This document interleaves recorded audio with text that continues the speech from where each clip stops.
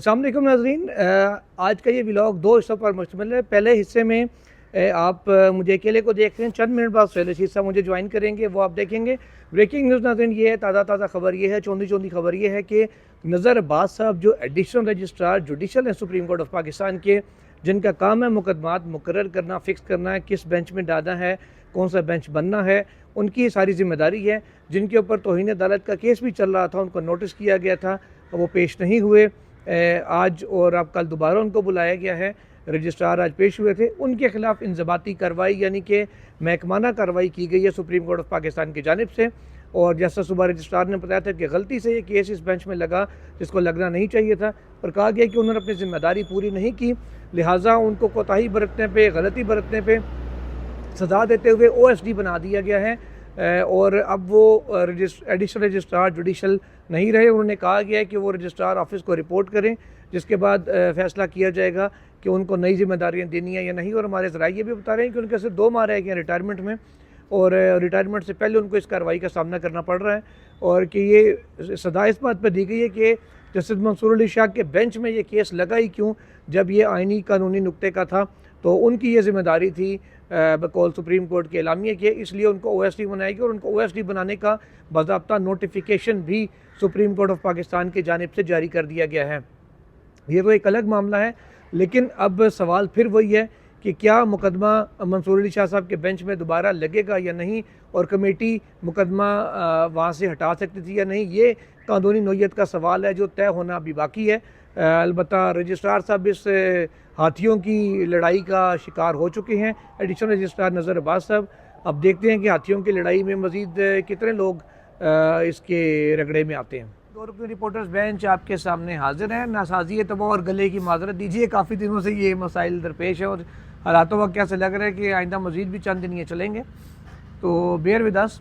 दूसरा नाज़रीन के कोयटा से तो बलोचिस्तान पूरे से इंतखाबी धांधली के जो केसेस हैं वो तो सुप्रीम कोर्ट ऑफ पाकिस्तान तक पहुंच के फ़ैसले भी हो चुके हैं, लेकिन इस्लामाबाद की 3 नशिस्तों के हवाले से अभी तक ट्रिब्यूनल की कार्रवाई शुरू नहीं हो सकी। पंजाब में भी सूरत हाल आलमोस्ट ऐसी है कि कोई फ़ैसला होने के करीब भी नहीं है। हो चुका होना या उसकी अपील आना तो बड़ी दूर की बात है। और ये सब उस वक्त हो रहा है जब ट्रिब्यूनल्स जिनको कि 120 दिन के अंदर फ़ैसला करना होता है मुकदमे का, 1 साल हो चुका है कि वो अभी तक या प्रॉपर फंक्शनल ही नहीं है, फंक्शन हुए हैं तो उनका काम अभी तक शुरू नहीं हुआ। इस हवाले से आज इस्लामाबाद हाई कोर्ट में हियरिंग हुई थी, थोड़ा सा उसका हवाला आपको बताएंगे। साथ ही इमरान खान साहब की अडियाला जेल में मुलाकात हुई है, उधर से कुछ खास पैगामात आए हैं पार्टी की आदत के लिए और इवन कारकुनों के लिए भी, वो भी आपको बताएंगे। साथ ही साथ सुहेल साहब कुछ दीगर अपडेट्स भी हैं इवन सुप्रीम कोर्ट से भी, वो भी आपके साथ शेयर करते हैं। सुहेल साहब आगाज़ किससे करें आज? मेरा ख्याल है इस्लामाबाद हाई कोर्ट बेस्ट है। हाई कोर्ट में जो पिटीशन इमरान खान साहब की दायर हुई है, हाँ, जो अपील दायर हुई है, तो मेरा ख्याल है वो तोशाखाना की ऑब्जेक्शन रिमूव हो गए और रिमूव करके उन्होंने तोशाखाना 2 में बरीयत की जो उनकी दरख्वास्त है उसमें आप उन्होंने बाज़ाब्ता तौर पर दायर कर दी है। ठीक है। और जो 190 मिलियन पाउंड स्कैंडल में कल दायर की जाएगी। अच्छा, वो कल दायर की जाएगी। अच्छा, ऑब्जेक्शन रिमूव हो गया, अभी लगेगी आमिर फारूक साहब की DB में। ये तो आप देखें किसके पास जाती है। मुझे ये लगता है कि मियां गुल हसन साहब की DB में ही जाएगी। ऑब्जेक्शन रिमूव उन्होंने की है, ओके, और बेल उन्होंने दी हुई है, और उस प्रिंसिपल पे फिर 190 million pound scandal Aamir Farooq साहब की। ये हमारे दोस्त राजा इनाम साहब को जो है ना मुश्किल में डालने वाली बात है। भले आदमी, शरीफ आदमी है इनाम मिनाज साहब, नए जज लगे हैं, देखते हैं। शरीफ आदमी ने इन्होंने ला दिया। हाँ, तो आज पहले मेरा ख्याल उनकी पहली DB थी आज। हाँ, आज उनकी पहली DB थी। वो पहले ही दिन उन्होंने बाबा सत्तार साहब को ऑर्डर मुअत्तल कर दी। बहरहाल चलें, फिर वो दोस्त है, हमारे भाई हैं, हमको बात नहीं करते। नहीं, आप जज हैं, कोई दोस्त जाहिर है, जज हैं, स्ट्रिक्ट स्क्रूटनी। चलिए, अभी तो खैर उनका हनीमून पीरियड चल रहा है। तो बहरहाल आज आमिर साहब के फारूक के साथ वो DB में थे, और NARC के गालिबन चेयरमैन को हटाया गया था उधर से बाबा सत्तार साहब के ऑर्डर के तहत, तो उस पर स्टे ऑर्डर हो गया। वैसे इन ऑर्डर्स में तो स्टे होता ही होता है। हाँ, ये तो एक वो रूटीन का स्टे था। तो ये कोई ऐसी चीज़ नहीं है कि बाबर सत्तार साहब से उनको वो ये उनको भी देते हुए पता था कि डीपी में ये पहले स्टे होगा, फिर अल्टीमेटली जब डिसाइड होगा तब वो फैसला बरकरार रहता है या नहीं रहता। एग्जैक्टली। तो वैसे स्टे देने की रवश अगर सियासी केसेस में सज़ाओं पर भी चल पड़े और जो कैद है वो मशरूत कर दी जाए कि जब तक आखिरी कोर्ट से भी फैसला नहीं आ जाएगा, वाइट कॉलर केस में एटलीस्ट बंदे को बिहाइंड द बार्स नहीं रखा जाएगा, तो बहुत से मसाइल इस मुल्क में हल हो सकते हैं, बड़ा स्मूथली चीज़ें आगे बढ़ सकती हैं। डोनाल्ड ट्रंप का मामला आप देख लें, कैसे उसके केसेस को वहाँ के सिस्टम ने विल ऑफ पब्लिक के आगे सरेंडर किया। वहाँ का लॉ जो है उसकी खातिर झुक जाता है जी कि अवाम, लॉ क्या होता है, अवाम को फैसिलिटेट करने के लिए होता है। बिल्कुल। अवाम की मेजोरिटी कह रही है कि ये बंदा हमारा लीडर हो, तो छोटी छोटी बारीकियां निकाल के तो उसका रास्ता नहीं रोकता वो वहाँ का कानून। उन्होंने डोनाल्ड ट्रंप को एक केस में, साबितशुदा केस में छोड़ दिया। उन्होंने कहा जी जाएँ, आपने वोट लिया, आप मुल्क की बागडोर संभालें, आपने जेल में नहीं रहना। अगर तो कत्ल किया होता तो फिर ज़ाहिर है उसको ना छोड़ा जाता। लेकिन जो इस तरह के मामला होते हैं, वाइट कॉलर क्राइम आज आ गया, उसमें कोई करप्शन के चार्जेस आ गए, कोई सिविल डिस्प्यूट आ गया, उसमें रास्ते नहीं रोके जाते। अच्छा, अमेरिका का जो एक 9 मई हुआ था, ये 26 नवंबर, कैपिटल हिल, उन सालों को ट्रंप ने एग्जीक्यूटिव ऑर्डर के तहत कहा जाओ कार साहब, वहाँ पे प्रेसिडेंट जब ओथ लेता है ना, तो पहले दिन उसके पास ये रस्म है, वहाँ पे रिवायत है कि वो एग्जीक्यूटिव ऑर्डर्स जारी करता है, और उन ऑर्डर्स के लिए उसको मतलब ना किसी हाउस की, किसी वो सेनेटर्स की मंजूरी कांग्रेस की नहीं चाहिए, वो डायरेक्ट होता है। तो उसमें ट्रंप साहब ने ये किया है कि अपना इख्तियार इस्तेमाल करते हुए अपने उन हामियों को माफ़ कर दिया है और कहा है कि ये यरगमाली थे, बेसिकली इनको यरगमाल बनाया गया हुआ था, और वो उन्होंने छोड़ दिया। और ट्रंप एक वाज़े तौर पर एक बड़े एग्रेशन के साथ आए हैं। उन्होंने जो ऑफिशियल फ़ोटो जारी करवाई है उसमें एग्रेशन की झलक दिखाई देती है, उन्होंने जो अपनी कैबिनेट ली है उसमें एग्रेशन दिखाई देता है, जो उनके ऑफिशियल पोर्ट्रेट्स आ रहे हैं वो लगता है कि कोई, आप यूँ समझ लें कि कोई बड़ा एग्रेशन शो करने वाला बैंड स्टैंड नहीं होता जो आते हैं वो स्टेज पे बड़े, वो इस तरह से आ रहे हैं। और वो एक और तरह की स्टेटमेंट मेकिंग है इस बार की अमेरिका। अच्छा, अमेरिका का वैसे भी यूके की निस्बत में स्टाइल कैजुअल है, मतलब ये जीन्स वेयरिंग नेशन है, ये ड्रेस पैंट और टाई बो वाले नहीं है, ठीक है। तो वो उन्होंने उसको ही जो अपनी जो नेशन की एक होती है स्ट्रेंथ, उसको वो सेंटर ऑफ ग्रेविटी समझते हैं, उन्होंने उसको उस पर बरकरार रहते हुए स्टाइल भी बोल दिया। फिर उन्होंने एक स्टेटमेंट दे दिया पूरी दुनिया की अमेरिका के साथ चलना है, तो अमेरिका फर्स्ट होगा, अमेरिका का जो इंटरेस्ट है वो फर्स्ट होगा। बड़ी बात है, उन्होंने वो नहीं किया, कर लेंगे किसी दिन, आप हमारे पड़ोसी हैं, तो आपको हमसे कोई अगर चीज़ चाहिए तो पैसे ले आओ। कनाडा को उन्होंने कह दिया कि ये जो आप हमें भेजते रहते हैं बच्चों के दूध, ये हमें नहीं चाहिए, वो हमारे पास हैं, आप पैसा दें, आपको डिफेंस चाहिए, अदरवाइज हमें शामिल हो, जिसको डिफेंस आप नहीं कर सकते तो आप को आज़ाद मुल्क देने का हक नहीं है। फिर पनामा कैनाल पे उन्होंने ये सारी चीज़ें खैर जो करने वाली है, उसके बाद उन्होंने अपने मुल्क में भी एक वो सीधा किया है, और वो कहते हैं जी कि हम तो एस्टेब्लिशमेंट से जंग जीत के आए हैं। और वो वाज़े तौर पर आज वहाँ पे अगरचे रिवायत के मुताबिक जाने वाले प्रेसिडेंट उनकी होस्ट टेकिंग में आए हुए थे, लेकिन ट्रंप ने जो बातें की हैं वो तो सारी मतलब छुट्टे मारने वाली हैं जाने वालों को। बहरहाल ये तो थे डोनाल्ड ट्रंप। अब आते हैं पाकिस्तान की इलेक्शन की जानिब। उनके इलेक्शन के बाद सुहेल साहब, इस्लामाबाद के 3 हल्कों में से 2 का केस आज लगा हुआ था। ट्रिब्यूनल्स का काम से रोकने का ऑर्डर 6 फरवरी तक एक्सटेंड हो गया। जिस लॉ के तहत रिटायर्ड जजों को ट्रिब्यूनल लगाया गया था, शुएब शाहीन साहब ने अदालत को बताया, आमिर फारूक साहब को, कि उसको भी हमने चैलेंज किया हुआ है, वो कल फिक्स है। उन्होंने कहा चलो 6 के साथ 6 को उसके साथ वो भी देख लेंगे, तीनों इकट्ठी लगा देंगे। मामला अब 6 फरवरी तक चला गया, 8 फरवरी को इलेक्शन है, 1 साल पूरा होने वाला है, अभी तक यही नहीं पता जीता कौन है। किसको नहीं पता जीता कौन है? नोटिफिकेशंस को जीतने वालों को भी पता है जीता कौन था, हारने वालों को भी पता है कि हम जीते हुए नहीं हैं। ठीक है, तो ये बात है कि देखें यहाँ अदालतों को नहीं पता चला यहाँ पे अगर कोई एक तरमीम जो सबसे ज़्यादा ज़रूरी है ना, वो ये है जी कि सख्ती से ट्रिब्यूनल का जो मैटर है वो इतने दिनों में मुकम्मल हुआ करेगा। बल्कि मैं कहता हूँ कि इलेक्शन एक्ट में तरमीम करके एक चीज़ कर लें कि इलेक्शन का प्रोसेस जारी रहा करेगा अपीलें डिसाइड होने तक, उसमें आप 1 महीना कर लेंगे। पाकिस्तान में जुलाई में इलेक्शन होंगे, शेड्यूल में शामिल कर लें, 5 जुलाई को पोलिंग होगी, अच्छा फाइनल रिजल्ट 8 जुलाई तक डिस्प्ले होंगे, उसके खिलाफ ट्रिब्यूनल्स 15 जुलाई तक फैसले करेंगे, हाई कोर्ट अपील 20 जुलाई तक निपटाएगी और सुप्रीम कोर्ट उसकी अपील 25 जुलाई तक निपटाएगी और 30 जुलाई को फाइनल की नशिस्तें इलेक्शन डिस्प्ले कर देगा। ठीक आप है। 1 मंथ ले रहे हैं इलेक्शन का, प्रोसेस में डाल दें उसको। हमारे पड़ोस में इंडिया में प्रोसेस है, इलेक्शन एक स्टेट में हो रहा है, दूसरी में हो रहा है, तीसरी में हो रहा है। यहाँ भी एक इस तरह की अमेंडमेंट कर लें, आपकी हमेशा के लिए जान छूट जाएगी। कुछ भी होगा, एक अल्टीमेटली फाइनल होके ना चीज़ आ जाया करेगी कि ये आपकी असेंबली है, ये आपके मेंबरान है, एक एक वोट मैटर करता है, जैसे आपने 26वीं तरमीम पे देखा है। ठीक है, तो यहाँ पे भी तो ये हो सकता था कि फाइनल होके लोग आए हों। ऐसे लोग वोट के दे के जा चुके हैं काजी फायसा की मेहरबानी से, जिनके केसेस अभी ट्रिब्यूनल में पेंडिंग है। बिल्कुल।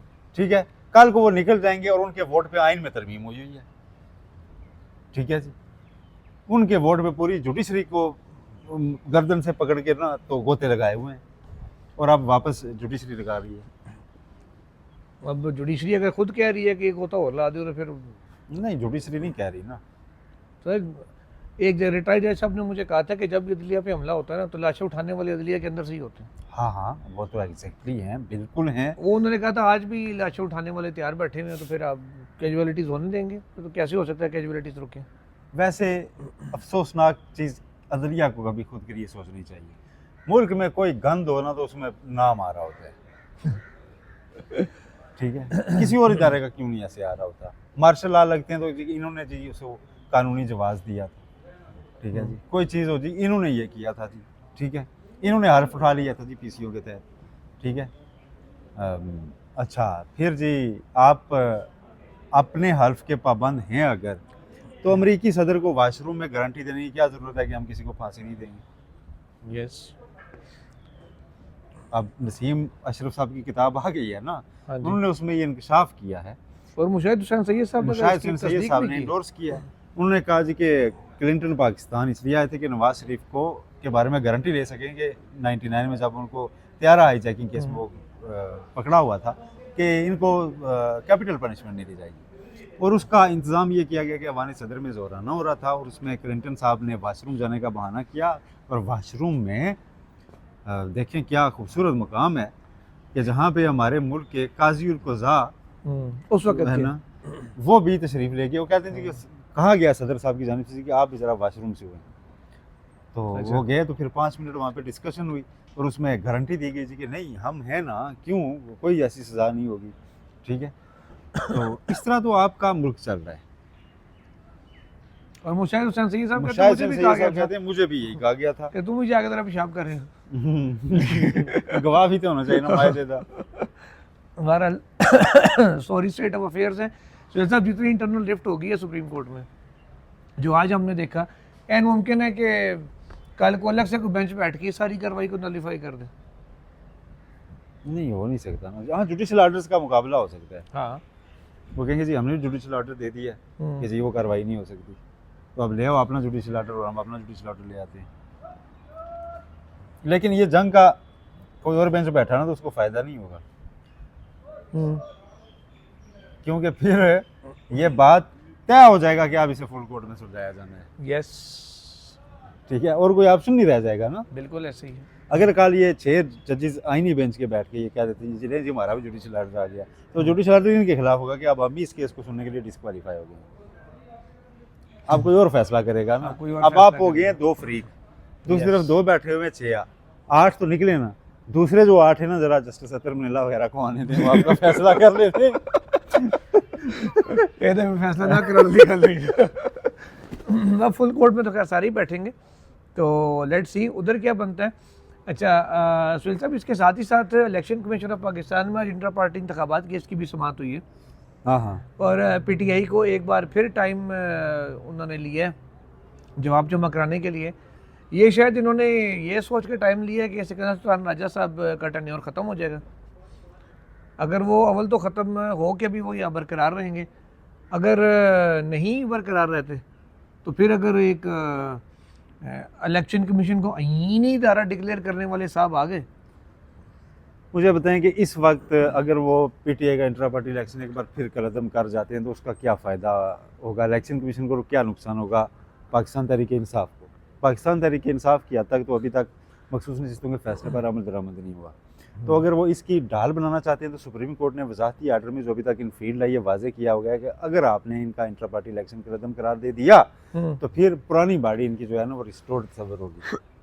ठीक है, तो रास्ता तो कोई नहीं है, रास्ता इनके पास कोई नहीं है। और फिर नया इंट्रा पार्टी इलेक्शन होने में कितना टाइम लगता है, दोबारा केस आ जाएगा। वो दोबारा कल खत्म कर देंगे, एक मसला नहीं, लगे रहो, कोई मसला नहीं, शौक ना लगे रहो। कब तक चलेगा सिलसिला, कब तक चलेगा? आखिर तो ये कहीं ना कहीं एंड होना है ना।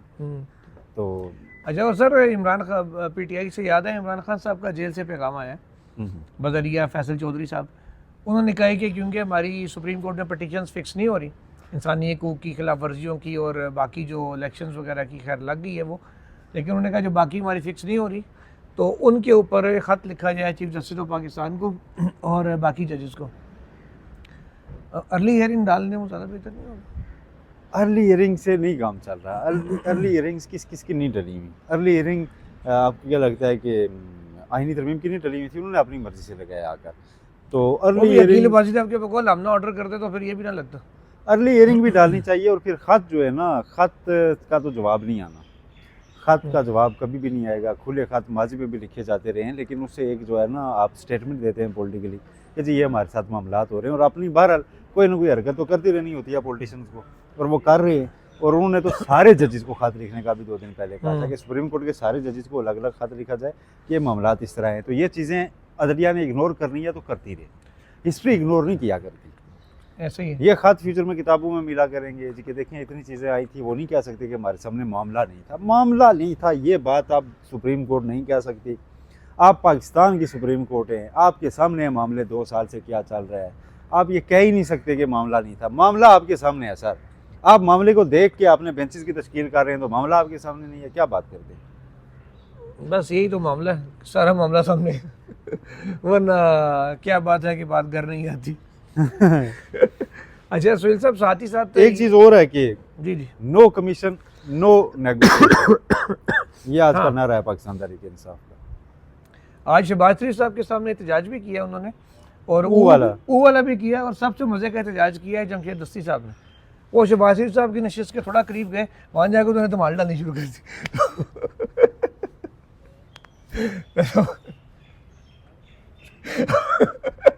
प्रोडक्शन नहीं रुकी इससे, से भी प्रोडक्शन नहीं रुकी, तुम्हारे से भी कोई प्रोडक्शन नहीं रुकी, लेकिन इजलास मुलतवी हो गया। हाँ, कल तो वो बैनर्स वगैरह भी उठा के लाए थे वो लोग उसमें कि जी गोली क्यों चलाई, कमीशन बनाओ, ये वो। बैरिस्टर गौर भी शर्मिंदा से उठाए फिर रहे थे, और शरफुल मरवत उनकी आड़ लेके पीछे पीछे से जा रहे थे कि मैं गिर फ्रेम से ना आ जाऊँ। हाय हाय, मैं किधर फ्रेम में ना आ जाऊँ। बहरहाल नाज़रीन, खान साहब ने जो तमाम हिदायत जारी की हैं आज वो सलमान अकरम राजा साहब को और अली अमीन गंडापुर साहब को जारी की हैं। तो अभी तक के लिए इस महाज से इतना ही। कल सुबह सुप्रीम कोर्ट में ना सिर्फ ये कंटेम्प्ट वाले केस की समाअत होगी बल्कि लापता अफराद केस की समाअत भी होगी, जिसकी मैं अपने इतवार वाले व्लॉग में आपको गुज़श्ता 11 साल की और फिर गुज़श्ता 6 साल की तमाम तर तफसीलात से आगाह कर चुका हूँ कि क्या सिचुएशन है। लेट्स सी अब अदालत उसको कैसे डील करती है। इतना ही अभी तक के लिए, अल्लाह हाफ़िज़।